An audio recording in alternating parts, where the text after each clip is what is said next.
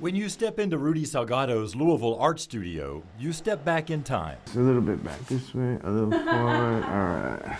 He makes portraits the way photographers did in the 1850s. All right, relax. Using equipment gathered from antique shops all around the country. So this lens is from 1856. Tintype photography was popular for about 30 years during the Civil War era. 3. Great job.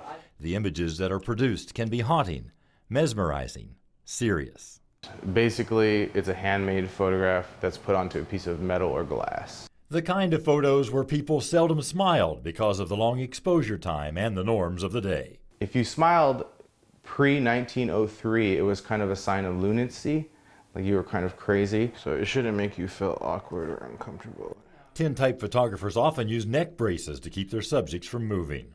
You know, it's easier to have a normal stern face than it is to smile for maybe up to 20 seconds for an exposure. All right, so we get some gloves on. The process involves volatile chemicals. I always tell people if the fumes start to bother them, they can leave.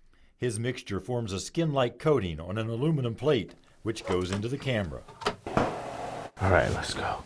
After the picture is taken, it's back to the darkroom, and subjects can watch the whole process as the plate is submerged in a fixer and the image appears. That's part of the fun of it, and he's really good at explaining things, and he's passionate about it, he's interested in it, so, you know, it just comes across in his work. It looks good, I think. Like, you look like a powerful woman. So sweet. Salgado says he's not surprised people want these olden portraits. He's taken more than 1,200 of them over the past 3 years.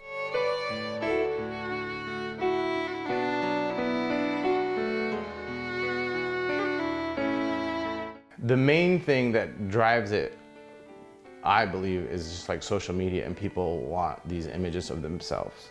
And also, people have a ton of appreciation and respect for handmade things. I admit I wondered how I would have looked in the 1860s. Salgado was happy to show me. 2, 3. He loves that he's creating heirlooms. These portraits should last a couple of centuries, and that's enough to make him smile, even if his subjects can't. In Louisville, Marvin Bartlett with the Spirit of the Bluegrass.